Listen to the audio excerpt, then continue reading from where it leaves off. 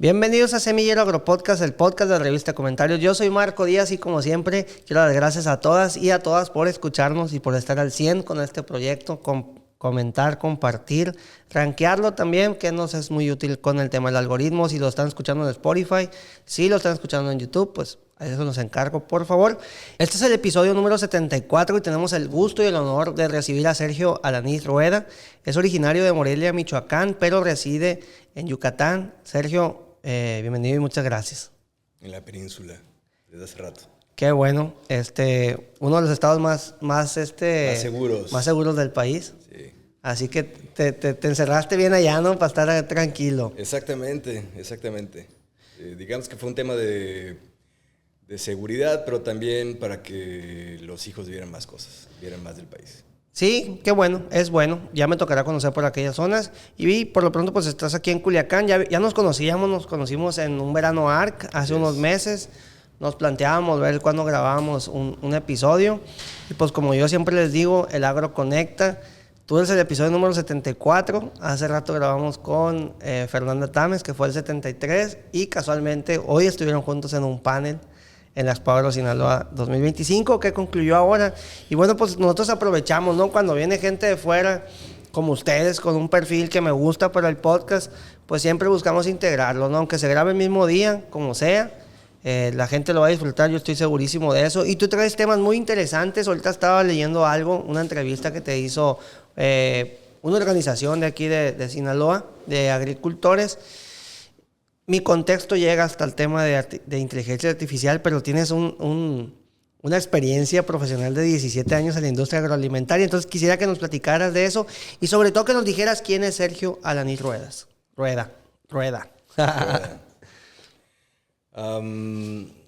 Soy ingeniero industrial. Después me especialicé en temas de innovación tecnológica. Regresé, he tenido la fortuna de estar en muchas industrias. He estado en consultoría, he estado en temas de alimentos, ¿no?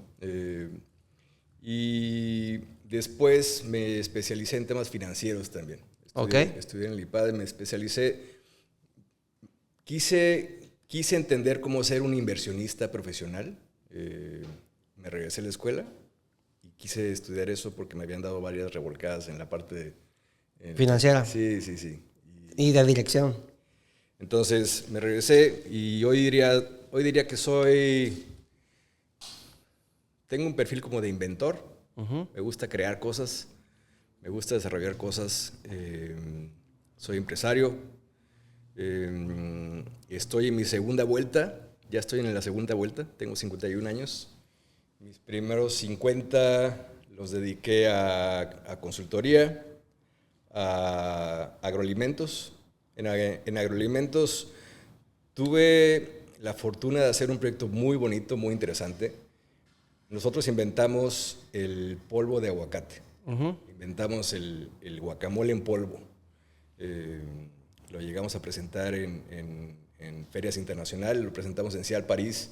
Y a mí me dio mucho gusto cuando salimos en libritos de las innovaciones del año en CIAL París, donde está toda la industria del mundo, y éramos el único producto mexicano ese año listado como producto innovador del mundo. Estuve un rato ahí, eso me hizo entender el campo. Yo ya había tenido una incursión en el campo. Mi primer trabajo cuando regresé, yo estudié en España. Cuando regresé de España, mi primer incursión fue en un proyecto para hacer un centro de investigación de piña y palmito en Veracruz. Okay. Ese fue mi primer chamba en México. Y ahí entendí un poquito el campo mexicano. Después lo dejé, luego regresé a este proyecto agroindustrial. Estuve ahí 14 años. Estuve a punto de meterme a hacer invernaderos. ¿Automatización o a qué parte? A la producción. A producción de invernaderos. Uh-huh. Voy a ser bien sincero con esto. Dale. Nadie nos está escuchando. Esto va a quedar aquí nada más. Tenía grandes socios para ese proyecto, grandes socios. Uno de ellos, un socio del sector. del sector de aguacate, de los más fuertes del país. Y yo me eché para atrás, ya teníamos todo, íbamos a arrancar unas hectáreas de invernadero, teníamos ya, queríamos replicar los invernaderos que se habían puesto en Querétaro, los de alta tecnología. Queríamos hacer un modelo similar a ese. ¿En dónde? En Michoacán. Ok. 2010, cuando estaba el peor tema. 15 años. De inseguridad. El tema de inseguridad. Okay. Y yo, sinceramente, el pretexto que puse para salirme de ese proyecto fue el tema de inseguridad. Porque estaba en un lugar muy visible y dije, no va a estar bueno, ¿no? La verdad,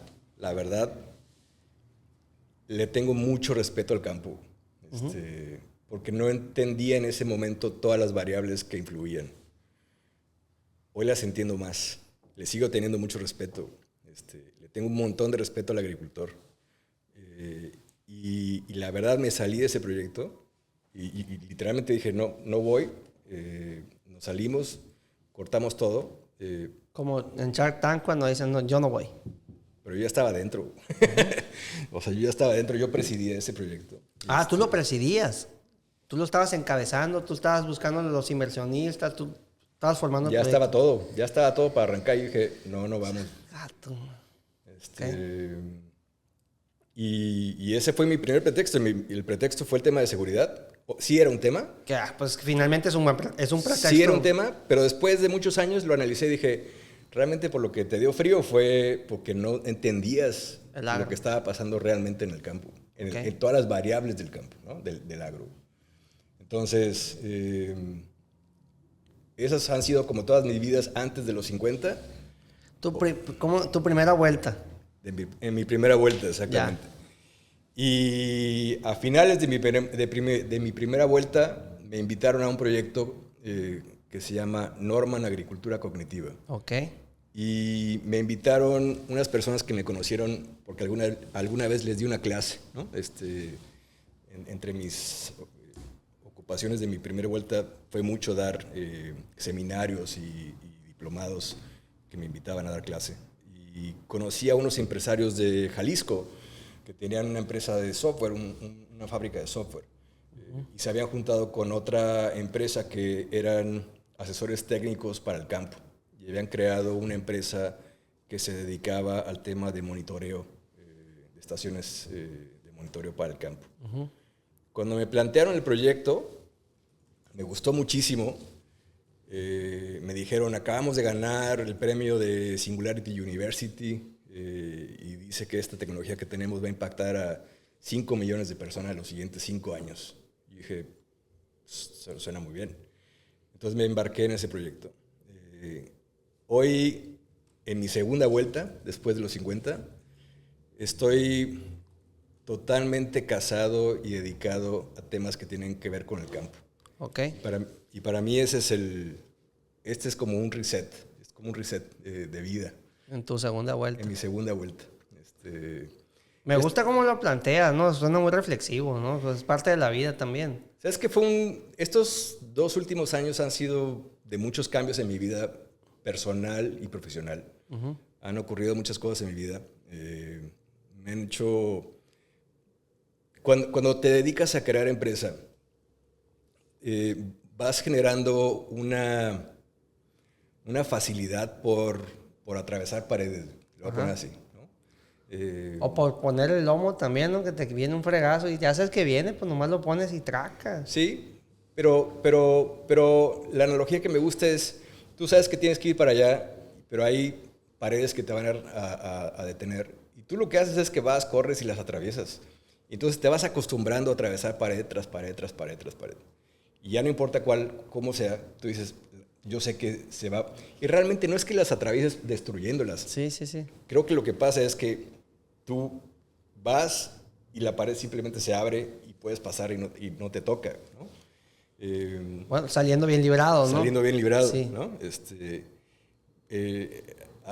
Al final de estos últimos años lo que me ha tocado es enfrentarme con paredes que ya no pude romper, ¿no? Siempre llegas a un lugar también ahí, ¿no? Y yo creo que es como un golpe que te hace más humilde también, ¿no? Totalmente. Y entender cosas que no habías entendido todavía. Entonces, vengo saliendo de esas. Entonces fue un reset. Hoy estoy muy enfocado. Quiero que mi segunda parte de la vida esté totalmente enfocado al tema del campo, al tema de agricultura regenerativa, al tema de cómo dejamos esto mejor para los hijos, ¿no? Y estoy totalmente enfocado en esto. Fíjate que, bueno, ya lo saben, ¿no? En el 73 lo platicaba, pero se lo vuelvo a decir. Modelé un panel sobre el tema hídrico en la Expo Agro Sinaloa. Uno de los invitados fue Rubén Soto de Reader. Rubén Soto ya fue invitado a Semillero Agro Podcast hace meses, ¿no? Y reflexionábamos en esos temas y en el qué hacer y qué aportar a la industria, ¿no? A lo que iba con el tema es que para prepararme para ser moderador de ese panel escuché el episodio con Rubén, escuché el episodio con Alejandro, que también fue invitado a mi podcast, porque quería ver qué datos duros había y todo para tener con algo que llegar y algo que aportar al panel, ¿no? Porque los expertos son ellos y yo soy el que habla, el que navega el barco ahí como moderador. Entonces me escuché a mí de los primeros episodios, que eran de los medianos, no me acuerdo qué número, no me acuerdo, ¿no? Pero y me vi y dije, caray, cómo disfrutaba hacer el podcast. No digo que no lo disfruto la fecha, es distinto. Pero dije, si así me encaminé y si con esa pasión lo inicié, y cómo estoy ahora, digo, pues, oye, pues va por buen camino esto. ¿Por qué te lo digo? Porque hablas de primera vuelta y segunda vuelta. Yo no digo que el podcast tenga una primera y una segunda vuelta, va y ya. Pero qué bonito es ver también el cómo te sentías en ese momento, como por ejemplo cuando yo grabé ese podcast con Rubén, y ya cómo me siento ahora. Y ha sido un tiempo relativamente corto, pero un camino sumamente largo. Y lo que falta, ¿no? Entonces seguramente en tu segunda vuelta tienes mucho que aportar, porque la primera vuelta te sirvió y te llevó a ser quien eres ahora, ¿no? Pero bueno, ya me meto en temas más reflexivos, que me gusta, pues, pero no es el punto. ¿Qué es agricultura cognitiva y qué es, Norman, agricultura cognitiva? Porque la verdad, a la fecha todavía tengo yo mi duda sobre el tema. Fíjate, el tema de agricultura cognitiva, yo al principio no me gustaba esa palabra para la compañía, porque en temas de buscadores de internet, en temas de SEO, es una palabra terrible, ¿no? Porque no está para nada ligada con el agro. Y yo creo que es una gran palabra para el campo.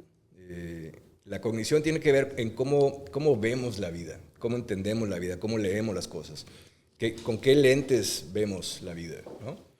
Y yo creo que tenemos que hacer un cambio de los lentes que usamos para entender el campo ahora con las nuevas tecnologías, ¿no? Por eso se llama agricultura cognitiva. ¿Qué es Norman? Es una compañía, hoy te diría, es una compañía de software. Estamos muy enfocados en software. Comenzamos haciendo hardware, integrando hardware, pero entendimos que el valor no estaba ahí. ¿Como automatización y esas cosas o qué? No, más en temas de medición, sensores, estaciones meteorológicas, estaciones en suelo. Y entendimos que el valor no estaba ahí. Primero le dimos mucha importancia al hardware. No somos los mejores haciendo hardware, pero sí somos los mejores haciendo software. Y cuando digo software, lo que hacemos es diseñamos un motor de inteligencia agronómica, así le llamamos nosotros. Y ese motor de inteligencia agronómica lo que nos permite es tomar las variables que hay en la planta, en el agua, en el suelo y en el tiempo atmosférico, que es todo lo que interviene en la agricultura, y poder entender esas correlaciones y esas sutilezas que hay ahí. Entonces, con eso, lo explicaba hoy en el panel, podemos hacer una interpretación por fotos o por película, ¿no? Yo decía esta analogía de las fotos nos permiten entender la realidad, ¿no? Pero una película te permite entenderla mejor, y una película son 24 fotos por cada segundo. Sí, sí, sí. Entonces, lo que hacemos es, podemos tomar fotos y a partir de ahí entender las correlaciones y regresarle al agricultor recomendaciones para poder hacer un mejor manejo. O podemos hacer muchas fotos que lleguen a película y en tiempo real estar viendo lo que está pasando y cada vez entender mejor esas correlaciones y regresarle al agricultor una recomendación de manejo. Basada en datos, ¿no? Que finalmente es algo de lo que se está hablando muchísimo ahorita, lo platicábamos después de tu panel, y creo que es algo muy importante. Lo que yo no sé, porque por ejemplo estoy aquí viendo tu página web, ¿no? Están hablando, tienes caso aguacate, caso berry, son cultivos de alto valor, podemos decirlo así, que tal vez aquí no está tan masificado en Sinaloa. Por eso yo te lo decía, mi contexto está limitado, pues, y ahí es donde yo quisiera que tú nos platicaras, por ejemplo, qué han hecho en aguacate, qué han hecho en berries, para alcanzarlo a analizar y contextualizar. ¿Por qué? Porque también lo platicaba con Fernanda. Hay cosas a las que vamos a tener que llegar según la crisis hídrica en Sinaloa. Hay cosas que en Sinaloa no se hacen porque dicen, por ejemplo, aquí no tenemos invernaderos de alta tecnología porque no los necesitamos. ¿Verdad? Bueno, tenemos un buen clima, nuestros ciclos primavera es otoño-invierno, lo que quieras. Pero hay cosas que otros estados del país les ha servido para seguir en el negocio, seguir produciendo con calidad, en cantidad también, en rentabilidad. Y ahí es donde creo que hay que voltear a ver tecnologías de esas zonas, pues. Yo pienso, ¿no? Mira, yo creo que hoy el costo de la tecnología lo hace accesible aún para grandes superficies. Uh-huh. Entonces, ya no es un pretexto, ¿no? El tema de costo no es un pretexto. Yo creo que el tema es cuánto te interesa entrar ahí, encontrar la tecnología que es la pertinente para lo que tú haces. Hemos trabajado mucho en berries, en aguacate, más en berries. Yo te diría en lo general, el principal beneficio que vas a ver es que vas a entender mucho mejor lo que pasa en la planta. Y vas a cambiar. Lo voy a poner así. Vale. Venimos de una agricultura donde parece que todo lo queremos resolver con un insumo, ¿no? Uh-huh. Y entonces hemos brincado de seleccionar la variedad genética, tomamos la variedad, y después, sin entender todos estos factores, nos brincamos a un manejo por insumos, ¿no? Y para mí, que soy financiero, nos brincamos a un manejo a billetazos, ¿no? Okay. Quieres arreglar los problemas a billetazos. Entonces, cuando tú quieres arreglar el problema a billetazos, pues tú vas a ver las berries y vas a ver que los suelos están compactados, que son una banqueta, vas a ver que están súper salinos y están literalmente arreglando esos problemas a billetazos. Cuando empiezas a medir, cuando empiezas a correlacionar, cuando empiezas a analizar lo que está pasando en la planta, no te voy a decir que es un resultado inmediato, pero en el tiempo le vas a dar la vuelta a lo que está pasando en ese suelo y en ese lugar. Entonces, hemos logrado ahorros súper grandes. O sea, te voy a decir súper grandes en insumos 90%, ¿no? En agua 70%. Con, ¿no?, sensores. Midiendo, exactamente. Midiendo todo. Midiendo lo que se puede medir. Uh-huh. Y en algunos lugares también es lo primero que hacemos, llegamos, medimos y decimos, es que aquí no tendrías que tener aguacate, por ejemplo, ¿no? O sea, en esta zona no tendrías que tener aguacate. Híjole, pero ya lo tienes. Ya lo tienes, sí, ¿no? Entonces, el uso de la tecnología, el uso de sensores, el uso de todos estos puntos de medición no es un resultado inmediato. Esa es una gran barrera. Por ejemplo, hemos trabajado con gente en aguacates. Eso nos ha pasado más en aguacate. Vemos dos barreras ahí. La primera barrera es que el productor quiere un resultado inmediato, sí, ¿no? Entonces, lleva tiempo revertir las cosas que estás arreglando, ¿no? Y la otra barrera es que hay como un recelo, porque entonces empiezas a evidenciar muchos malos manejos que se han hecho de toda la vida, sí, ¿no? Sí.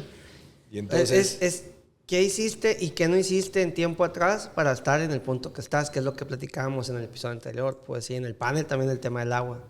Pero y cuando el asesor, cuando el que le estás pagando para hacer eso está en evidencia, que la finalidad no es esa, la finalidad es decir... Sí, pero el expuesto va a atacar la tecnología, ¿no? Exacto. La va a cuestionar. Y eso es lo que pasa, rigor, pues. Eso es lo que pasa siempre, ¿no? Entonces, al final tienes como un anticuerpo ahí adentro, ¿no? Uh-huh. Yo creo que el mundo ideal es entender que el uso de las tecnologías nos va a dar una ventaja enorme. Hay que darle el espacio y el tiempo para que maduren. Hay que ser muy autocríticos en cómo se hicieron las cosas antes y cómo tenemos que hacer hoy las cosas, ¿no?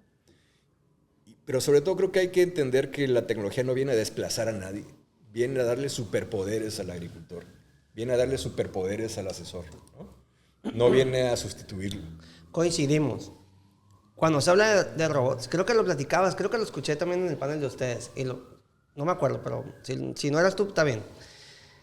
Cuando se habla de robots, de drones, lo que sea, robots, y hemos subido cosas a redes sociales, lo que tú quieras, TikTok, lo que sea de la revista, ¿no? De Semillero, la gente critica, dicen que la tecnología le va a quitar el trabajo a la gente, cuando en el campo lo que hace falta es mano de obra. Esa es una. Y dos, no necesariamente le va a quitar el trabajo, lo va a profesionalizar. Y van a decir, parezco disco rayado, pero bueno, es parte de lo que yo pienso, pues no lo puedo cambiar. Tú acercas una tecnología, tú acercas medición, tú acercas sensores. El que se quede en el campo a trabajar, pues se va a ajustar y se va a profesionalizar y va a tomar mejores decisiones basadas en datos. Que no es un paradigma ya, pero es algo que ya lo estamos viviendo, lo platicábamos. ¿Qué tanto lo estamos viviendo? Esa sería mi siguiente pregunta. ¿Qué tanto lo estamos aplicando? Yo creo que muy poco todavía, muy poco. Y cuando nos metemos en el tema de inteligencia artificial, te diría menos, ¿no? Voy a tratar de no generalizar. Sí, ¿no? porque ese es un buen tema de la inteligencia artificial, pero yo creo que este episodio no nos da para hablar de un tema tan grandísimo, pues, ¿verdad? Pero dale. A ver, yo creo que el tema de tecnología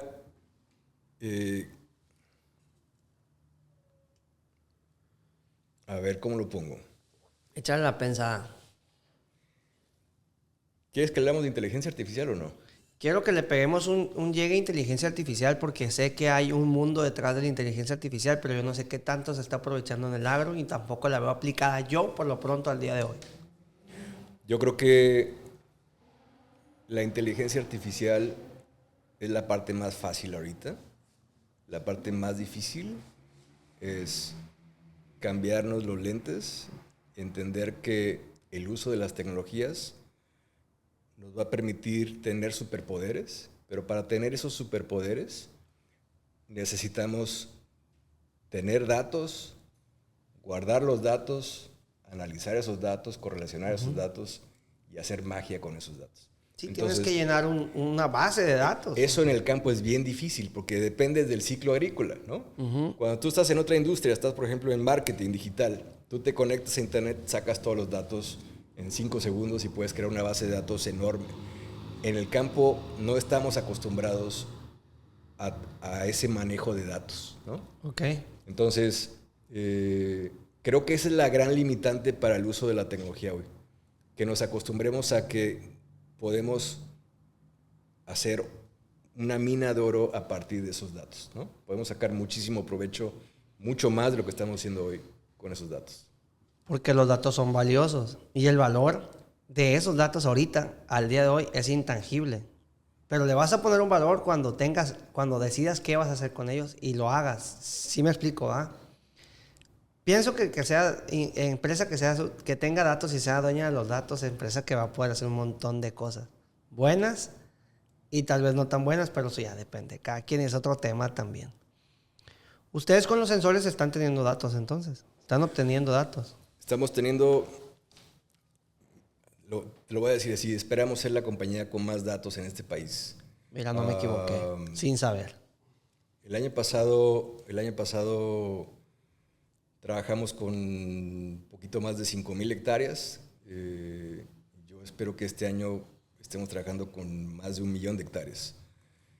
Y para generar ese cambio necesitas muchos datos y una gran variedad de datos. Voy a explicar muy simple el tema de cómo funciona la inteligencia artificial, este tema de los datos. La inteligencia artificial no lo sabe todo. Y hay muchas cajas negras que se tienen que ir construyendo.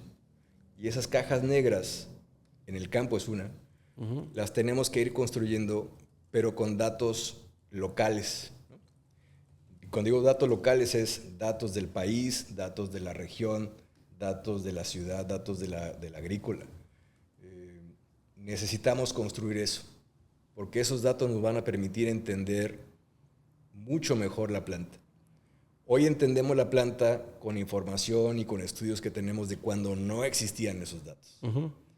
Y cuando esos libros que se hicieron se escribieron con ciertos sesgos comerciales, ¿no? Lo voy a poner así. Hoy los datos nos brindan la oportunidad de escribir una nueva historia en el conocimiento del campo. Pero ese conocimiento lo tenemos que construir nosotros. Pues, ese es mi pensamiento. La otra es, yo me puedo sentar y puedo esperar a que alguien más lo construya por mí y me lo venda y me cobre a mí, ¿no? Alimentar la base de datos. Y yo sea el que alimenta la base de datos, ¿no? Pero yo creo que hoy estamos en una gran oportunidad de nosotros mismos construir esas cajas negras que no existen.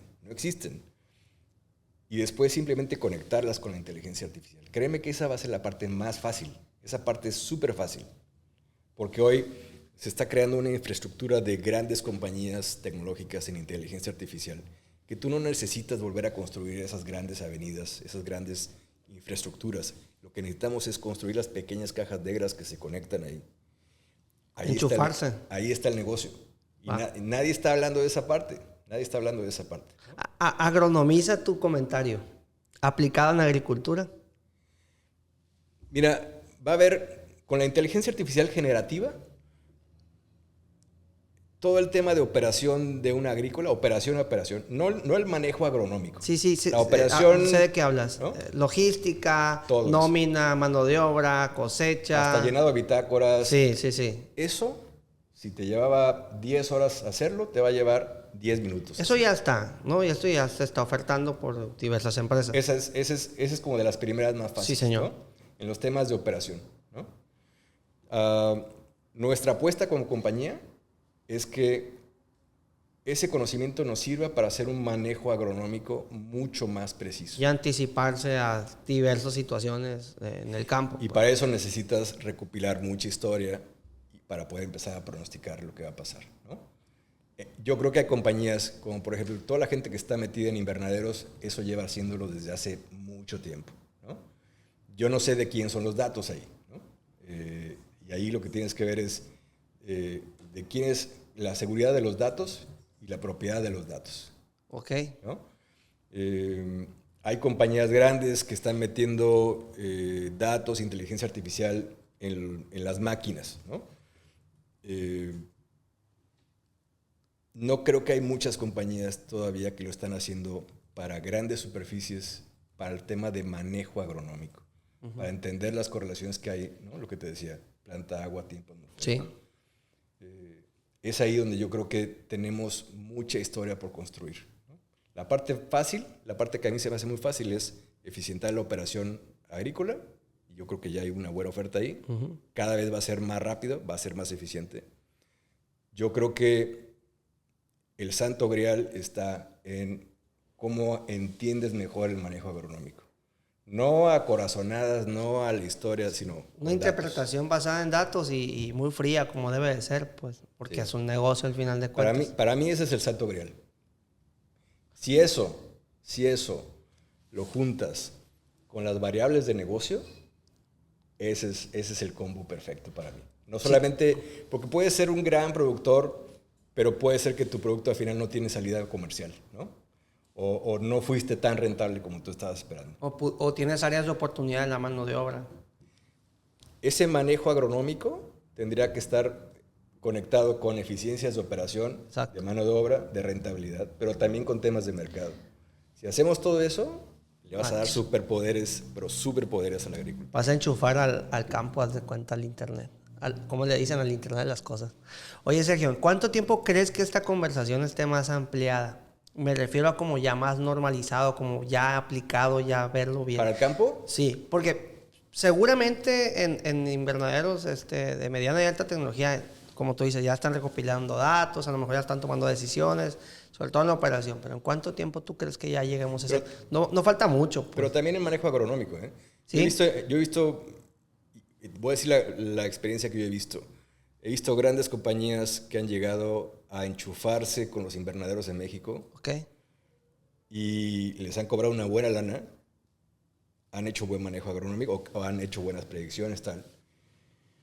Pero después la compañía con el invernadero le dice, ¿sabes qué? Me estás cobrando mucho dinero, no sé si quiero renovar. Entonces le dicen, está bien, si no quieres renovar, simplemente te desenchufo. Los datos son míos. Pero los datos son míos. Y entonces es ahí donde digo, porque... ¿no? Tú como experto en el tema ahí, ¿qué recomendación podrías dar? Me platicabas que hay como un documento, ¿no? Cuando es un desarrollo de ese tipo. Sí. A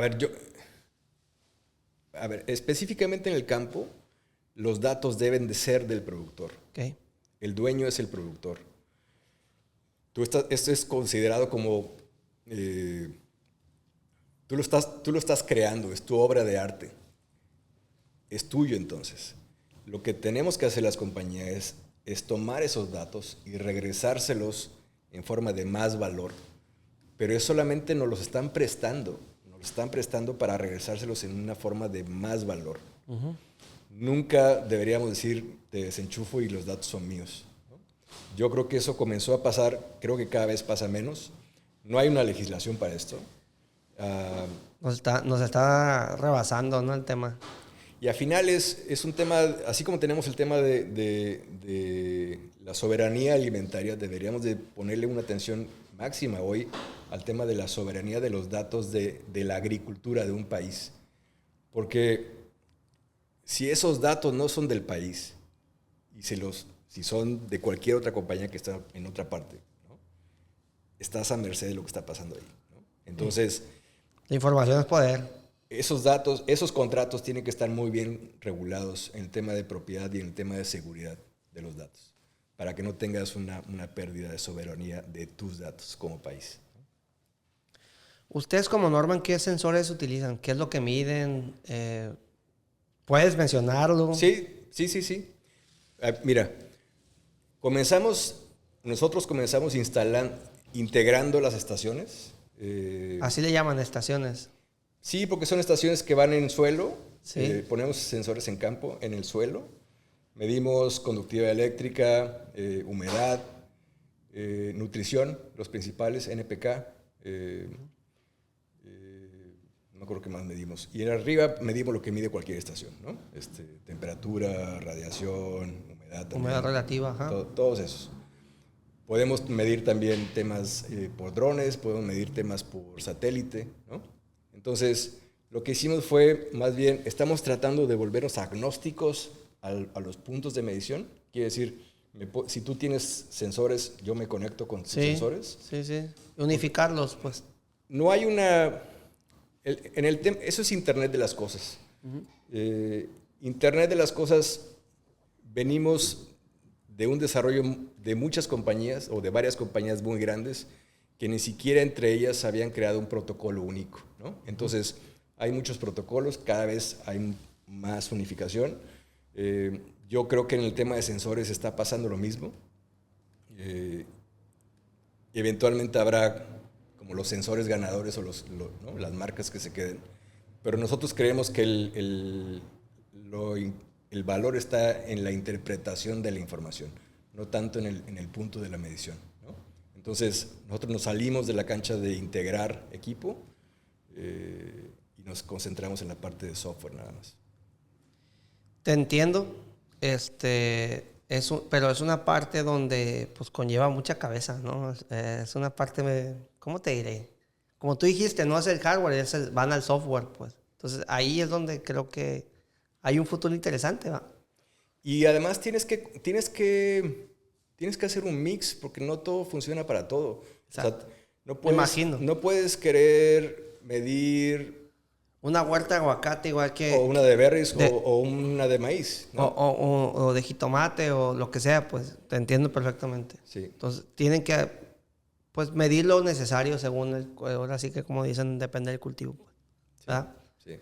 ¿Qué sigue para Norman Agricultura Cognitiva? Mencionabas una superficie que van por una superficie muy interesante. Mira, hicimos 2 pivotes interesantes. Uno fue Nos salimos de hardware, nos concentramos en software. Ese fue un pivote importante. Y el otro es, nos salimos de querer trabajar directamente con el productor, hablarle directamente al productor.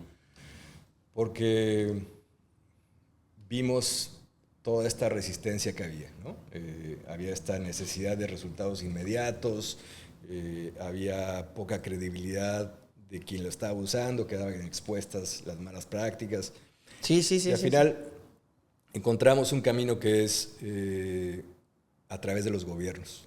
Entonces traemos proyectos interesantes, muy interesantes en el Estado de México. Órale. Traemos un proyecto muy interesante en Jalisco. Chingón. ¿Qué esperaría que venga para Norman? Yo esperaría un efecto dominó en el resto de los estados. Entonces hoy nos movimos a esa cancha como de los estados. Creo que si logramos demostrar en el tiempo, y cuando digo en el tiempo van a ser 2, 3 años, que el impacto de las tecnologías es real, ¿no? Vamos a ver un efecto dominó.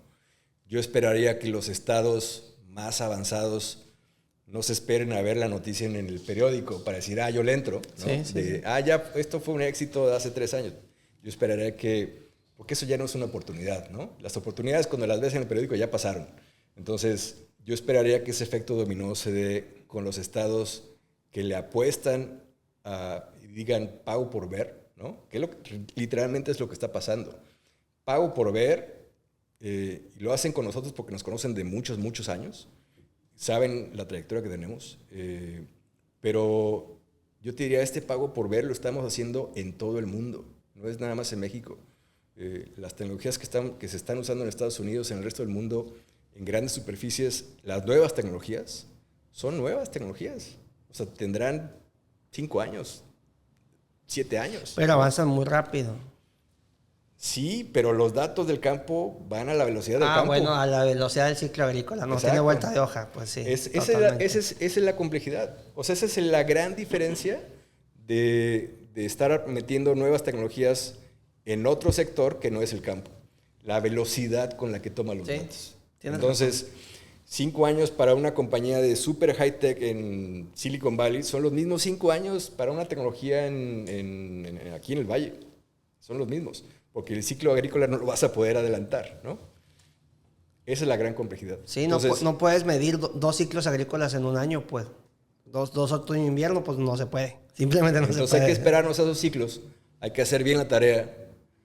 Hay que ser muy persistentes. Hay que tener bien claro cuál es el objetivo. Está fuerte la apuesta. Es una apuesta fuerte. Sí. Son apuestas muy fuertes. Y yo creo que son apuestas también donde tiene que confluir la voluntad de muchos, muchos actores. Por eso nos salimos de la cancha de individual, de tocar uno a uno a los productores. Yo creo que estamos en una zona donde los países lo están haciendo así. Como política pública. Tendría que ser una política pública. Debería de ser una política pública. Okay. Pero si no es una política pública, yo creo que el siguiente escalón, que en el caso de nosotros sí viene de política pública, en los 2 estados que estamos por temas de política pública. Jalisco dijiste y Estado de México. Sí. No, pues sí. En Jalisco le han apostado bastante. Jalisco le está apostando. Mis respetos. Un saludo a Eric. Mi respeto a lo que está haciendo Jalisco. ¿Eric quién es? En la SADER, ahí en la SADER. ¿Es el titular de SADER? No. Él es parte de ahí. Te voy a poner un reto. Cuando avance esto, vamos a Jalisco y grabamos un podcast con ellos. Quiero que ellos den su parte como política pública y nos platiquen por qué interesarse en esto. Si algo ha caracterizado a Jalisco, yo siento desde mi perspectiva, con todo respeto, en los últimos años, es que de alguna forma ha puesto atención en el agro, pues. Y es una potencia agroalimentaria, pues, lo sabemos, pues, entre los principales estados productores del país. Y esa visión de un gobierno, y no hablo de partidos, hablo de un gobierno, es muy importante, pues, y te da el por qué es importante, ¿no? Te da la razón. Y el tiempo te da la razón y te la quita, y en Jalisco se ha apoyado al agricultor. Ya para no entrar en más polémica. Y yo creo que Hoy el enfoque es apoyemos la construcción de datos. ¿Está bien? Y a partir de ahí tomemos decisiones, ¿no? Y eso lo vamos a ver en el tiempo. Entonces, sí se requiere de muchas voluntades. Yo creo que el siguiente escalón de apoyo tendría que venir a partir de las asociaciones. Las asociaciones juegan un rol preponderante, pero importantísimo. Un agricultor solo no le da la vida para salir a entender todo lo que está pasando en tecnología y absorberlo y adoptarlo. No le da la vida. Y las asociaciones juegan un rol muy importante para hacer eso, entender, ver, discernir, decir, esto es lo mejor que creemos que puede funcionar para ti y hacer un embudo, ¿no? Totalmente. Pero sí, creo que es un tema que tenemos que tomar mucho más en serio como país. El tema de los datos no lo tenemos que tomar más en serio. Así como vinieron, es la misma historia de cuando vinieron las colonias y llegaron a las Américas y extrajeron el oro y extrajeron lo que sea. Hoy lo que se va a extraer son los datos, ¿no? Tengo esa perspectiva y hay algunos escándalos a nivel internacional, pero son temas pues, que no tiene mucho caso platicar desde mi punto de vista en este podcast. Me gusta mucho, Sergio, cerrar los episodios con un mensaje, una frase, un comentario, un consejo al agricultor. Me gustaría que hicieras lo propio. Me platicabas que tú ya escuchabas el podcast, ¿verdad? Sí, me gusta mucho aprender de los invitados que tienes aquí. Oye, ¿y nunca te cuestionaste a ti mismo? Y el día que Marco me pregunte a mí eso, ¿qué le voy a responder? Sí, me lo pregunté. Oye, ese es el día. Y no hice la tarea y no la pensé antes. Pero yo no soy nadie para darle un consejo a un agricultor, pero... ¿Una reflexión? Una reflexión, yo diría, estamos en un punto de inflexión donde tenemos que construir mucho conocimiento agronómico y ese conocimiento lo tenemos que construir en conjunto. La investigación no la podemos hacer en lo individual, los datos no los podemos analizar en lo individual. Tenemos que sumar muchas disciplinas, tenemos que sumar a muchos actores, todos en la misma mesa con los mismos datos, pero con diferentes puntos de vista. Si hacemos la tarea así, en muy pocos años, vamos a darle superpoderes al agricultor. Perfecto, Sergio. Pues te agradezco muchísimo que hayas estado aquí en el episodio número 74 de Semillero Agropodcast. Después de la Expo Agro Sinaloa 2025, vaya una felicitación al comité directivo, a nuestro amigo mutuo, Ricardo Morales, que encabezó la organización de Power Talks y de algunos paneles muy interesantes, formaste parte de ellos. Yo te dejo la puerta abierta porque estos temas que estamos discutiendo aquí, me gustaría discutirlos más adelante, porque yo estoy segurísimo que este asunto de datos e inteligencia artificial va a avanzar muy rápido y a medida que avance va a ir cambiando también. Sí. Te dejo la puerta abierta. Nos vemos en la siguiente, sí. Muchas gracias, que te sea muy buena tu segunda vuelta de tu vida, que Norman también vaya puro para adelante y ya sabes que aquí tienes un amigo. Muchas gracias, Marco. ¿Vale? Marco Díaz, Sergio Analí, Semillero Agropodcast número 74. Ahí estamos. Gracias.